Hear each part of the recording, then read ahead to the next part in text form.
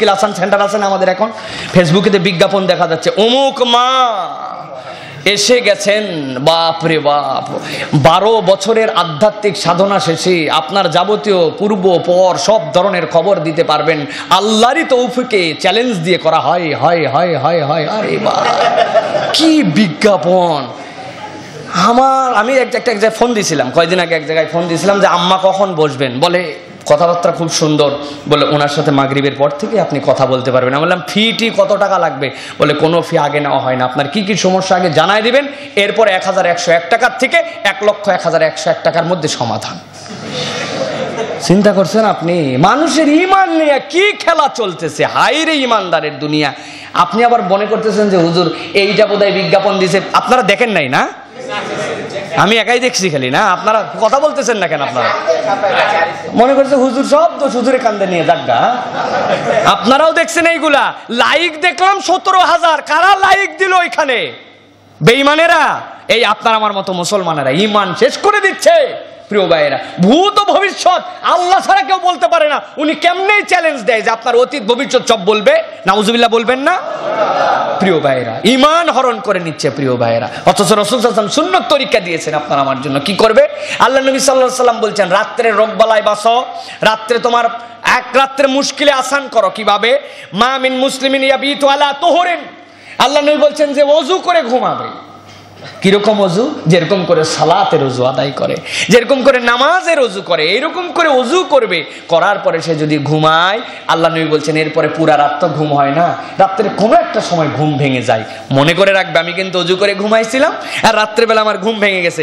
ঘুম ভাঙার সাথে সাথে বলতে শুরু করছে আল্লাহ আমার না খুব মানসিক পেরেশানি, আল্লাহ আমার না পরীক্ষা, আল্লাহ আমার না চাকরির জন্য একটা ভাইবা দিব, আল্লাহ আমার না এক জায়গায় থেকে ঋণ নিছিলাম, ঋণটা আদায় করতে পারতেছেন, আল্লাহ আমার না এই রিজিকের, আমার না বইয়ের সাথে আমার বনিবনা হয় না, আল্লাহ আমি মন মিলমিশ করে আমার থাকে, আমার ছেলেটা না কথা শোনেন, আল্লাহ। আল্লাহর কাছে যদি এরকম করে কোনো ব্যক্তি ওযু করে শোয়, রাত্রের কোনো অংশে ঘুম ভাঙে, আল্লাহর কাছে চায়, আল্লাহ রাসূল সাল্লাল্লাহু আলাইহি ওয়াসাল্লাম বলছেন ইয়াসআলুল্লাহ খায়রাম মিনাদ দুনিয়া ওয়াল আখিরা, দুনিয়া আখিরাতের যে কোনো কল্যাণ চাই, ইল্লা আতাহুল্লাহ, আল্লাহ তাকে দিয়েই দেন। সুবহানাল্লাহ, আল্লাহ তাকে দিয়েই দেন। ইল্লা আতাহুল্লাহ, আল্লাহ দেনই তাকে। সুবহানাল্লাহ। দোয়ার 3টা সূরত আছে, সুতরাং এই 3 সূরতের এক সূরতের মধ্যে সে পড়ে যাবে। সুতরাং আমাদেরকে এই রাত্রের ভাইরাস থেকে বেঁচে থাকার জন্য, ঘুমটাকে সুন্দর করার জন্য আপনার আমার জন্য এই নির্দেশনা রাসূল সাল্লাল্লাহু আলাইহি ওয়াসাল্লামের। ওযু করব, ওযু করে শুয়ে পড়বো সর্বশেষ। এরপরে একটা কথা আছে এর মধ্যে, সে যেন আর কোনো কথা না বলে। যখন শোয় সে যেন আর কথা না বলে, শেষ কথা আল্লাহর সাথে তার কি কথা হবে? রাসূলুল্লাহ সাল্লাল্লাহু আলাইহি ওয়াসাল্লাম সেটা আপনার আমার জন্য বলেছেন। শেষ বিছানার কালাম কি হবে? আল্লাহ রাসূল সাল্লাল্লাহু আলাইহি ওয়াসাল্লাম বলছেন আল্লাহুম্মা ইন্নী আসলামতু নাফসি ইলাইক ওয়া ফাওয়াদতু আমরি ইলাইক ওয়া ওয়াজ্জাহতু ওয়াজহি ইলাইক ওয়া আলজাতু যাহরি ইলাইক রাগবাতান ওয়া রাহবাতান ইলাইকা লা মালজা ওয়া লা মানজা মিনকা ইল্লা ইলাইক আমানতু বিকিতাবিল্লাযী আনজালতা ওয়া বিনাবিয়িকাল্লাযী আরসালতা। হে আল্লাহ, আমি তোমার কাছে শুইলাম। কিভাবে? ওযু করেছি, করার পরে তোমার সাথে আমার শেষ কথা আল্লাহুম্মা ইন্নী আসলামতু নাফসি ইলাইকা, আল্লাহ আমি আমার জীবনকে তোমার কাছে সমর্পণ করে দিলাম। ওয়া ফাওয়াদতু আমরি ইলাইকা, আমার যাবতীয় কাজকর্ম তোমার কাছে জমা দিয়ে দিলাম, যা করছি আল্লাহ সব তোমার কাছে জমা দিলাম, আমার তো আর তোমার ছাড়া কেউ নাই। ওয়া ওয়াজ্জাহতু ওয়াজহি ইলাইকা, আমার মুখ তোমার দিকে ফিরালাম, আমার পিঠকে তোমার জন্য শোয়াই দিলাম রব্বুল আলামিন, আমার আর কোনো জায়গা নাই। লা মানজা ওয়া লা মানজা ইল্লা ইলাইক, তুমি ছাড়া আমার যাওয়ারও জায়গা নাই, যাওয়ারও জায়গা নাই। আমানতু, আমি ঈমান এনেছি যা তুমি অবতীর্ণ করেছো কিতাবের মধ্যে।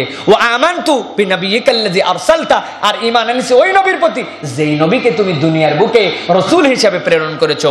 আল্লাহ রাসূল বলছেন এইটুকু কথা কেউ যদি বলে ওযু করে আর কোনো কথা না বলে শুয়ে যায়, আল্লাহ রাসূল বলছেন ফামাত আলাল ফিতরা, ওই রাত্রে যদি সে মারা যায় ফিতরাতের উপরে, মানে জন্মে যেদিন হয়েছিল যেরকম তার গুনাহ ছিল না, এরকম নিষ্পাপের মৃত্যু আল্লাহ তাকে দান করবে।